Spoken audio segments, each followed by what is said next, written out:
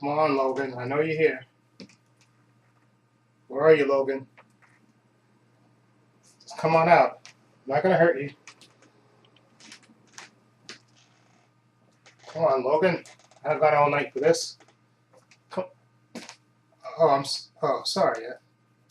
Sorry. Let me turn the light on. Sorry. Sorry, I didn't see you there. Searching for a little Canadian friend of mine. We were with a real bad temper. I had a rumor he was around here somewhere. Just couldn't find him. But since you're here and since it's Saturday, and why not continue my tradition of reviewing 2 movies for you? And I had 2 movies that I watched earlier today, and why not review them for you? Okay? The first movie that I'll be reviewing is a movie that I've wanted to see for a long time, and I got this movie for the trade and save, actually. Well, this is one of the movies I wasn't there for the trade and save because I was looking to get a DVD to trade in at a store called Deals that sells, DVD movies for cheap. But I saw this movie, then I said, wait a minute, you know what? I always wanted to see this movie, and it's for a cheap price, so why not keep it and watch it? So that's what I did, and the movie that I'm talking about in question is Punch Drunk Love, starring Adam Sandler, Emily Watson, Philip Seymour Hoffman, and Louis Guzman. This movie, like I said, I heard a lot of good things about this movie over the various, years and stuff. But this was a serious movie by Adam Sandler that he did this, years ago. It came out in, I believe, 2002. And it's basically about a gentleman played by Adam Sandler. His character, his name is Barry Egan. He's a novelty salesman. He runs his own business, supplier, and basically he's kind of introverted because he's been basically bullied by his 7 sisters most of his life. So he keeps things in, and he has this sort of silent rage build up about him, and he's shy. Like I said, and then one day he actually 2 remarkable things happen. He and in a weird sort of circumstance, he gets a piano, a little mini piano, literally dropped in his lap. And then the second thing is that he meets this English saleswoman, played by Emily Watson. He meets her, and because it's basically he meets her first, and then he later finds out one of his overbearing sisters wants him to meet a woman, and like I say, he's really introverted, and he really doesn't want to meet her. And he actually meets her before he really knows that this is the person that his sister wants him to meet. Okay, and in the meantime, while he's contemplating this, he decides to look up a phone sex ad, and he dials the number, and of course he gets a woman that he starts to talk to on the line, of course, and then he does this thing, which they don't really show you, and then the next day she calls him back, and she basically starts to threatening him, that she needs money, and that she knows where he works and where he lives, and she has credit card information, and basically he tries to ignore it and move on. And anyway, in the meantime, this woman, played by Emily Watson, comes with his sister to his meeting. Her name is Lena, and she basically, he kind of brushes it off and doesn't really want to do anything, but she kind of forces. She kind of makes herself a presence. She asks him out. You can tell she really, really likes him, and she asks him out, and they go out to dinner. And you see, and what I love about this movie is Adam Sandler gives you a really good performance, because he can tell he's like this repressed guy that he's been bullied by his own. Because there's a great scene where they show his sisters basically talking about him, and you can tell that they've basically been overbearing and basically bullying him all his life, and he's kind of held it all in all the time, and that's why he's kind of repressed and socially, inept with women and stuff. But this Lena person, played by Emily Watson, sort of brings him out, and makes him more open, and he really, really likes her. And then also at the same time, he's dealing with these people from this phone sex company who basically sends people there to try to basically extort money from him. And this is just a really surreal movie.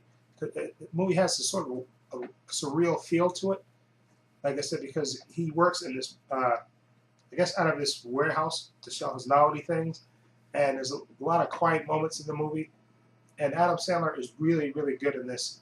I mean, he gives a really good performance in this dramatic role, you know, and you can see there's a moment in the movie where you see where he sort of breaks out from his shell, and it's a real cute moment, and you'll know what that moment is when you watch it, and it takes place when he's in Hawaii, okay, and I love the chemistry between Emily Watson's character and Adam Sandler. They have a nice chemistry, okay, and this is basically about a guy who's been repressed all his life, and finally, because of this woman, Lena, who enters his life, he breaks out of that shell and starts to assert himself, and it's really, really good.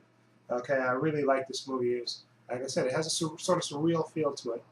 Okay, like a floating feeling to it, but it's a really good movie, and I definitely enjoyed this. And Adam Sandler should do.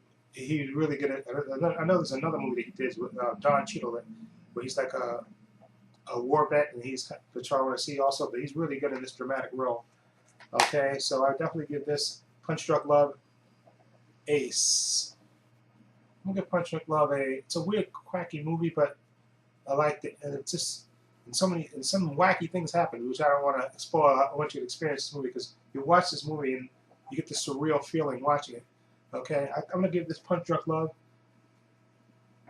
Okay, so no, I'm gonna give it an 8. I'm gonna give it an 8 out of 10 because it's unusual, but you get good performances by Adam Sandler, and it's just and so many surreal things happen in this movie. But great performance by Adam Sandler as this repressed guy, and I love the chemistry between him and Emily Watson's character Lena, and you can tell Adam Sandler shows in these moments this hidden rage that this character Barry Egan has, that he's kind of repressed. And there's a great scene in the movie that I'm going to tell you about.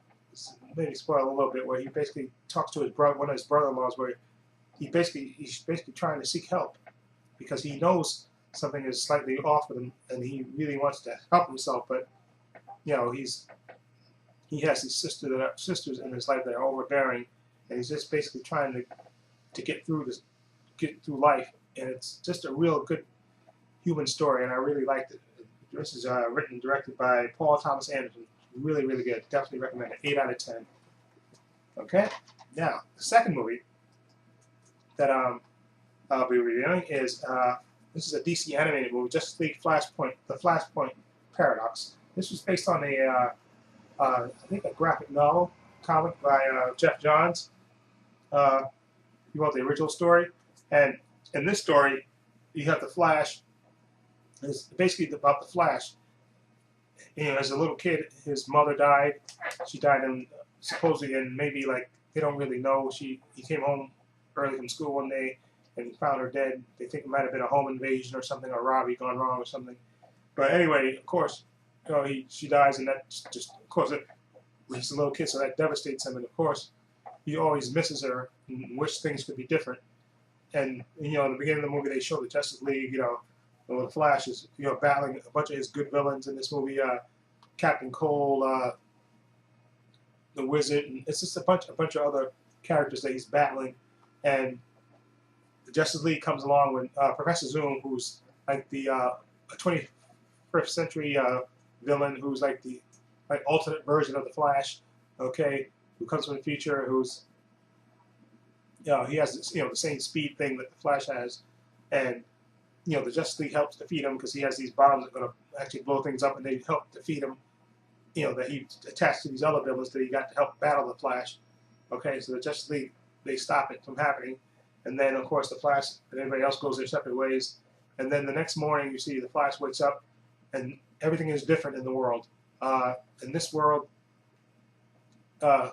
things are rapidly changing. The world is the world is in the middle of a war between Aquaman's Atlanteans and Wonder Woman's Amazons. They're in the middle of a full war. Okay, and Batman is not who he's supposed to be. I don't want to spoil or tell you who he really is, but Batman is not the normal Batman, and Superman is nowhere to be found. Okay, and Cyborg is working for the government. Okay, and it's just a really the stories in the future, of course. And Barry Allen's mother is alive, okay, and he's not the Flash, okay. So everything has changed, but he remembers everything from the previous world. So he's trying, so he basically has to go to try to find out why everything has changed and why everything is different in this world, okay. And this is basically the story of this. And this story was really dark, especially like I said when he wakes up in the alternate universe and everything is different. It's a really, really dark story. Okay, like I said, you have murder and world, people, millions of people dying left and right, and it's just a really, really dark story about the Flash. And basically, he gets what he wants, with his mother being alive, but everything else, her being alive changes everything, and it changes it for the worst. And basically, this is a story of him trying to correct that and stop the world from being destroyed. Basically, like I said, Wonder Woman's, Amazons, and Aquaman's Atlanteans are basically battling each other for a reason I don't want to spoil, but they're battling and destroying the world, and they don't care who they kill in their wake. And Cyborg, who's working for the government, is trying to stop it. Okay, and he's trying to get Batman to help him, but Batman is not interested in it. And basically, like I said, the Flash has to pull everybody together to try to battle and stop Aquaman and Wonder Woman from destroying the world. And it's a really, really good story. I love this story. It's really, really good. Like I said, it's dark. You get great voice work. You got Justin Chambers as the Flash. You got C. Thomas Howell as Professor Zoom. The alternate Flash. Then you got Michael B. Jordan as Cyborg, and you have what's his name? The guy who plays. You have Kevin McKidd is the Batman in the future. You have Kevin Conroy as the normal world Batman, and you have Sam Daly as Superman, and Dana the Lady who played Lois Lane in the Superman animated movie. She plays Lois Lane in here, and you got a bunch of. And when the Flash goes to the alternate world, and everything is like changed upside down, and I don't want to spoil it by letting you see, but it's definitely one of the better animated movies that I've seen in a while. I definitely highly recommend it. The animation, but it's decent enough. But the story is great, and I love the action, and love the voice work in this. So I definitely give this Justice League, the Flashpoint Paradox movie, an 8 out of 10. I really, really enjoyed this. Okay, and you also have Hal Jordan in this. Okay, played by what's the guy's name who should have been played Hal Jordan in the real movie, Nathan Fillion, who's really great in this. Anyway, so that's what I give Justice League, Flashpoint Paradox, 8 out of 10. Really, really enjoyed this. Punch Drunk Love with Adam Sandler. I really, really like this. Emily Watson. Him and Emily Watson have good chemistry, and Adam Sandler was really good in this dramatic role. And I definitely highly recommend this. So let me know what you think out of those titles. Feel free to leave comments down below, and I'm going back on my Wolverine hunt. Okay? So take care and be well. Okay. Let's see. Where are you, Wolverine? Come on, Logan. Where are you, Logan? I know you're here. Come on. Break out. Come on, Logan. Oh, boy.